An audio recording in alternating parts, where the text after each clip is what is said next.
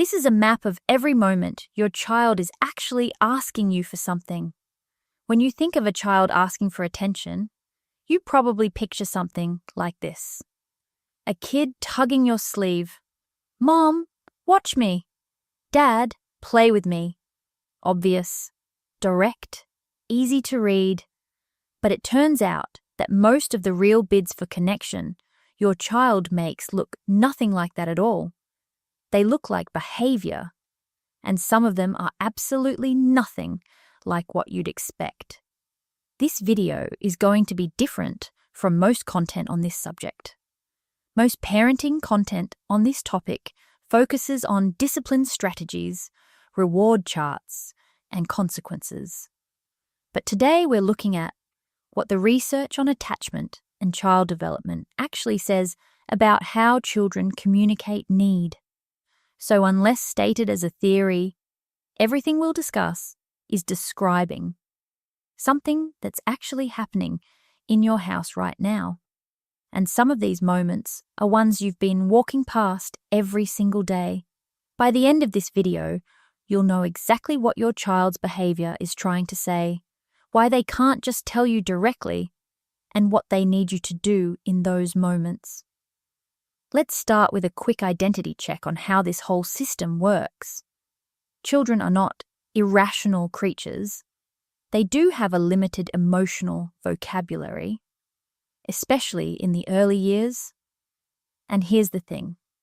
Before a child can name a feeling, they perform it. That's not a flaw. That's developmental biology. The word they reach for when they can't find a word is behavior, and what looks like acting out is almost always asking in. Almost every time a child escalates in behavior, they're attempting one of three things. They could be making a bid for closeness. They could be testing whether the relationship is safe, or they could be trying to regulate an emotion. They have no other tools to manage. Let's call this first category what it is. The bid for connection. You've seen this 1,000 times and probably misread it half of them. A child who suddenly appears in the kitchen the moment you get on a phone call. A kid who gets louder and more chaotic right when you sit down to finish something important. A toddler who dumps the entire toy bin 5 minutes after you've tidied it. These behaviors feel like disruption, and in the moment, they are. But structurally, they're identical to a text message that just says, "Are you still there?" John Gottman's research found that partners in relationships send these tiny bids for connection hundreds of times a day. Children do this too. The difference is that children don't have words yet for, "I miss your attention," so they do something instead. Something that gets a response. Something that pulls you back into the room. The most common form of this is what might be called the proximity bid.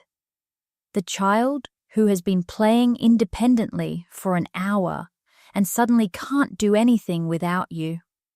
The child who follows you from room to room saying nothing.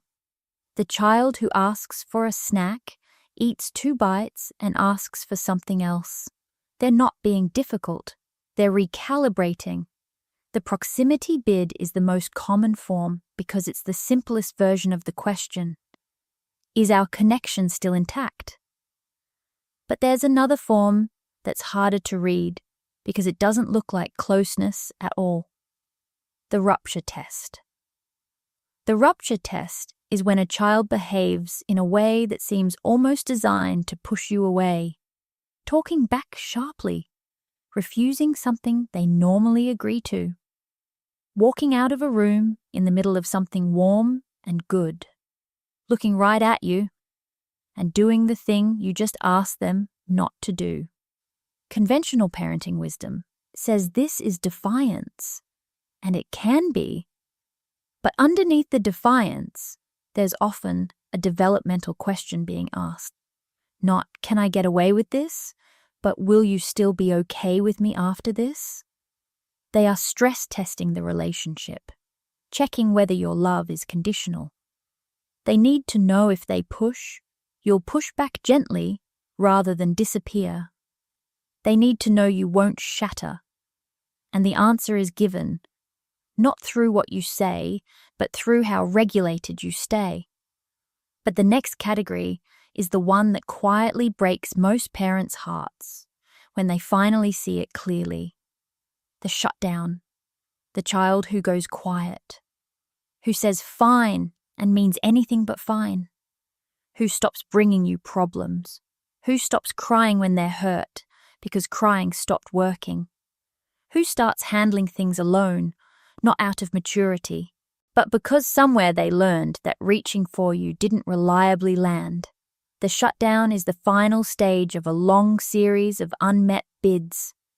Each individual moment in that sequence seems small. A parent distracted on a phone, a not now, a dismissal of a problem that felt real to the child, even if it looked trivial from outside. No single moment caused it. All of them together taught the child something about whether reaching out was worth the risk. This is the hardest category to detect because it looks like good behavior. The quiet child in the corner doing their homework without being asked, the one who never makes a fuss at school drop-off, the one who you describe to friends as your easy one. They may be easy because they've learned to need less.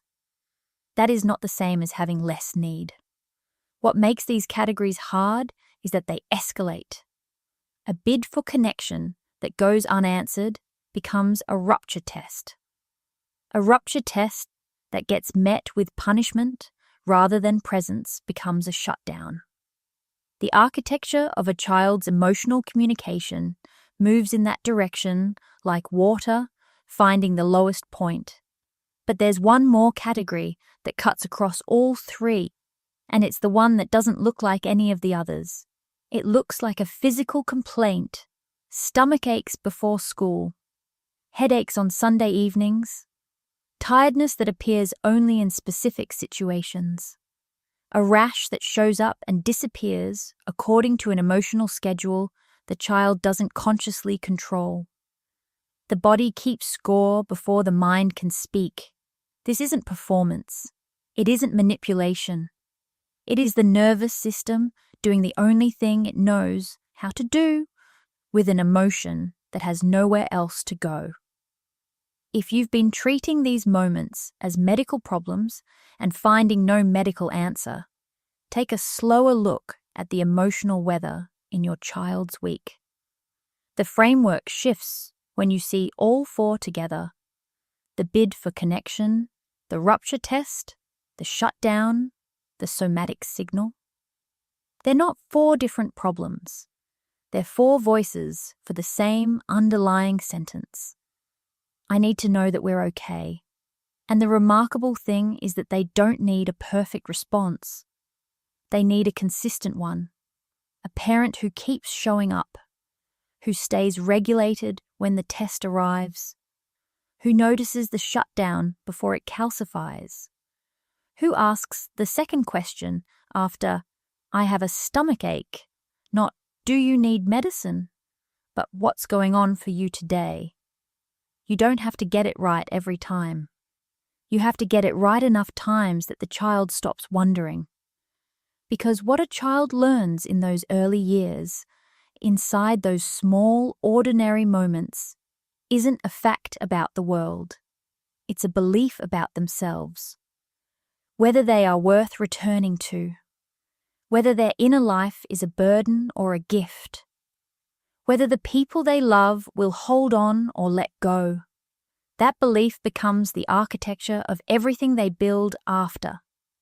If you see your child in any of this today, the good news is you don't have to have been perfect.